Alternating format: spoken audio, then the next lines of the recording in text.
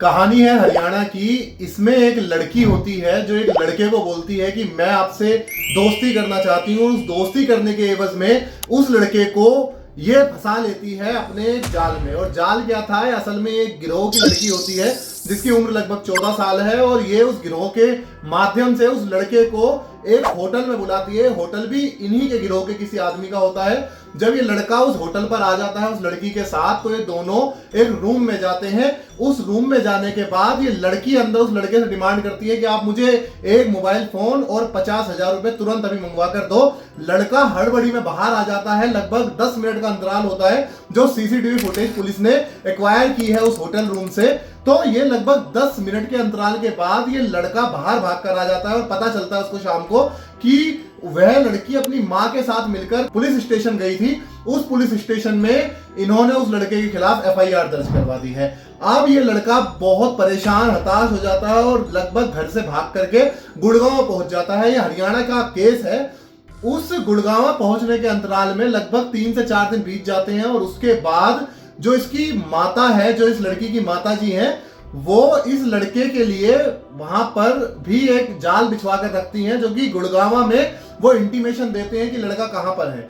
उसके बाद ये जो पुलिस है उस थाना क्षेत्र की इस लड़के को जाकर के वहां से उठा ले आती है। और मैंने उस केस के फैक्ट्स को देखा। लगभग इतने सिंपल फैक्ट्स हैं कि कोई भी प्राइमा फेसी ये बात बोल देगा कि ये लड़का इसमें किसी भी प्रकार से इन्वॉल्व नहीं है। किसी भी प्रकार का इंटीमेशन इनके बीच में नहीं हुआ है। किसी प्रकार का कोई अपराध इस केस में नहीं हुआ है। बावजूद उसके पुलिस इतनी चहलकदमी में उस लड़के को उठा ले आती है गुड़गांव से। आप सोचिए कि इस गिरोह के तार कहां कहां तक हैं।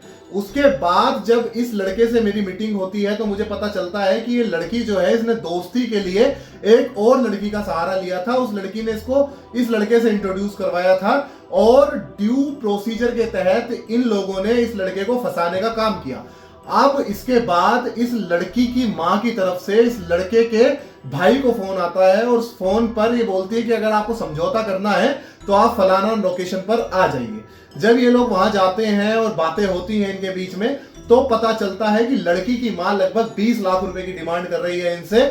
जब ये सारे फैक्ट्स हम लोग कोर्ट के सामने रखते हैं तो कोर्ट प्राइमा फेसिया ये बात कहता है कि इसमें किसी प्रकार से लड़के का इन्वॉल्वमेंट नहीं होता है। और अभी लगभग 6 से 7 दिन की बात है ये पहले की।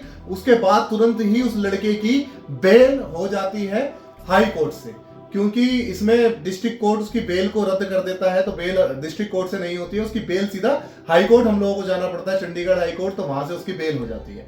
अब ये मैटर ट्रायल पर है। तो ये वीडियो बनाने का कारण यही है कि आप सभी लोग इस तरह की दोस्ती से सतर्क रहें, क्योंकि आज की डेट में हमारे ही समाज में बहुत सारे गिरोह ऐसे हैं जो इस तरह के क्रूरतम अपराध करते हैं अपनी तरफ से। और वो इन्वॉल्वमेंट आपकी इस तरीके से प्रूव करते हैं पुलिस के सामने कि पुलिस भी चौंक जाती है कि ये सही है कि गलत है।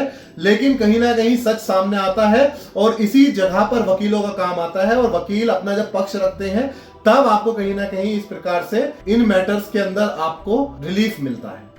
धन्यवाद। इसी तरह की वीडियोस को देखते रहने के लिए अगर आपको ये वीडियो प्रोफाउंड लगी हो, अगर आपको इससे कोई वैल्यू मिली हो, तो प्लीज आप इस वीडियो को लाइक करें, शेयर करें, अपनी क्वेरीज को कमेंट करें और इस चैनल को सब्सक्राइब करना ना भूलें। धन्यवाद।